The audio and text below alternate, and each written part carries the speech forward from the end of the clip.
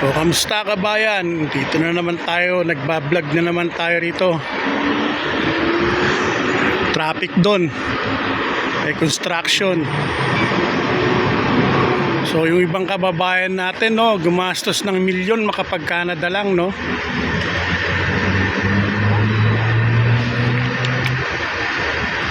Grabe yung ibang kababayan natin na talagang gustong mag-migrate sa Canada. Kung magastos sila ng milyon, inibenta yung mga house and lot nila sa Pilipinas at umuutang makapag-Canada lang. Pagdating sa Canada, yung iba na scam walang trabaho. So nababalita naman yan lalo na marami na ngayon nag-share sa social media yung mga nai-scam, no? Nai-scam yung caregiver, nai-scam yung turista, gumagamit ng consultant agency. So grabe, kawawa naman yung nai-scam. Pagdating dito walang trabaho, humihingi ng tulong sa mga Philippine Embassy, Philippine Consulate. Mahirap talaga ang buhay, usugal ka. Yan ang labanan dito.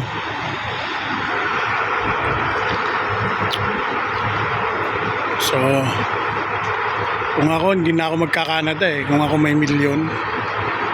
Kaso gusto mong malaman kung anong buhay sa Canada, di ba? Ganun yung iba. Gustong mag-migrate, iwan ng bansang Pilipinas para umasenso.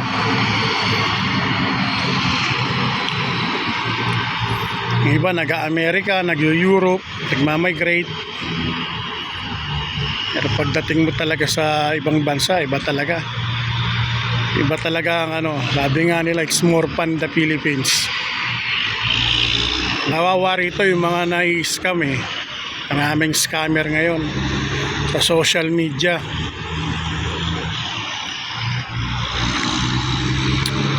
Yung mga nagpapakalat ng fake news sa social media na mag-Canada ka na, mag-abroad ka, mga scam agency, kawawa talaga. Kaya mag-iingat kayo kung nag-a-abroad kayo, kailangan legit agency. So tungkol naman dito sa buhay sa Canada, ito tayo nagbablog tayo rito sa Scarborough, Toronto Scarborough. Ayan, saan nyo naman tayo sa Sweet Mango Mexican Special. So mahirap ngayon maghanap ng trabaho rito, katulad ng sabi ko, dahil dumagsa ang international student, no? Ang dami international student, temporary foreign worker. Dahil sa sobrang dami, walang trabaho makuha, yung iba nagka-cash job. So yun, yung iba ganyan trabaho, titinda ng sa truck, cash job yan, mga ganyan, looking ka. So yung iba sa mga may Filipino restaurant, bandaron, wag na natin banggitin ng pangalan dahil kilala na yan. Hindi naman tayo bibigyan ng libreng pagkain niya. Sasama pa natin yan sa vlog. So ganito talagang buhay sa Canada, guys. Laban lang. Ayan, traffic rush hour ang daming sasakyan.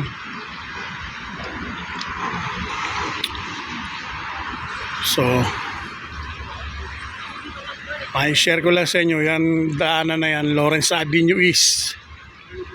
So intersection Warden, kung dumadaan kayo dyan, wag na kayong dumaan dahil sarado yung one lane lang, may construction.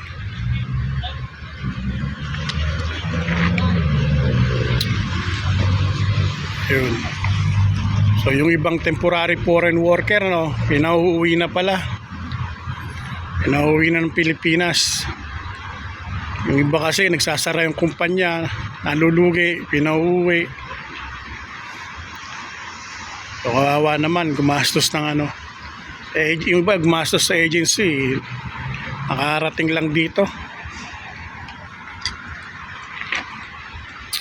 Hindi sulit yung ano, gagastos ka ng milyon para mag-Canada ka, tapos pagdating mo rito maku-culture shock ka, madidepress ka, hindi mo kakayanin, no? Yung iba umuwi agad yung ibang nag-Canada umuwi agad, wala pang isang buwan, mga 2 weeks 3 weeks umuwi na.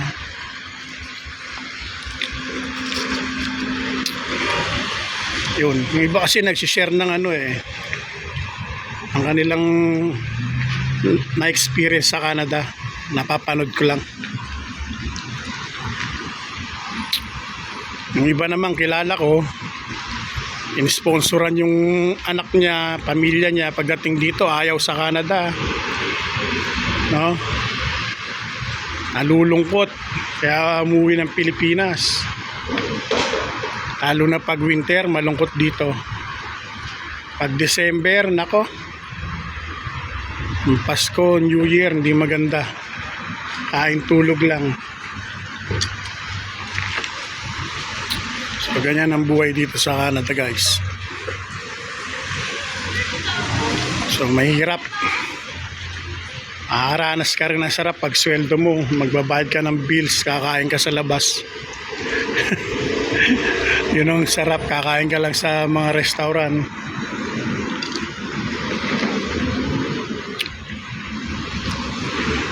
So sa mga gusto pang mag-Canada, no, advice ko lang sa inyo, huwag kayong mag-Canada ngayon. Subukan nyo naman sa ibang bansa. Dahil kung napapanood nyo sa mga balita na ban na yung temporary foreign worker, mga low wage, no? Huwag kayong gagastos ng milyon. Yung iba galing pang Hong Kong, yung mga caregiver na babae na-scam, punta lang ng Canada. Kayo magpapaniwala sa mga napapanood nyo sa social media na mag-Canada kayo. Mag-ingat-ingat. Dahil grabe ngayon ang scammer nasa social media.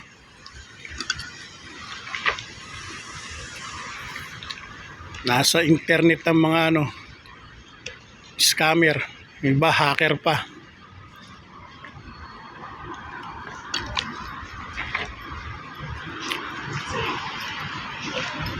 So ito, tatapusin natin itong video na to within 10 minutes. Nagkakape tayo, bumili tayo ng kape.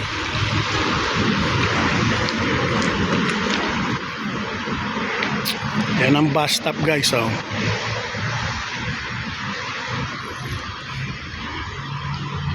Mga bagong dating dito sa Canada, wag muna kayong umutang agad ng sasakyan, ha. Advice ko lang sa inyo, mabaong kayo sa utang, katulad nung kamag-anak ko. Temporary foreign worker pa lang, umutang ng sasakyan, hindi nakabayad. Hindi umandar yung sasakyan, pag di ka nakabayad, hindi automatic yun hindi naandar yung sasakyan kasi mayroong yun nilagyan ng pangpatay, yung automatic na hindi mo magagamit yung sasakyan. Kailangan job security ka pag umutang ka ng sasakyan, pati bahay. Ganyan kahirap ang buhay sa Canada, guys. Mamamatay ka may utang dito.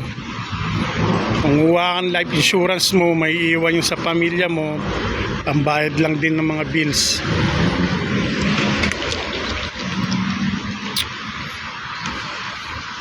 So guys, maraming salamat sa papanood ng aking video.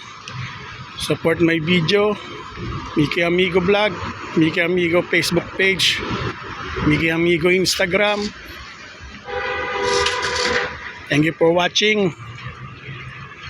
subscribe to my YouTube channel. Ito ang buhay ko sa Canada, guys. Ito umulan. Dito tayo. Buti huminto na yung ulan. Babay muna. God bless everyone.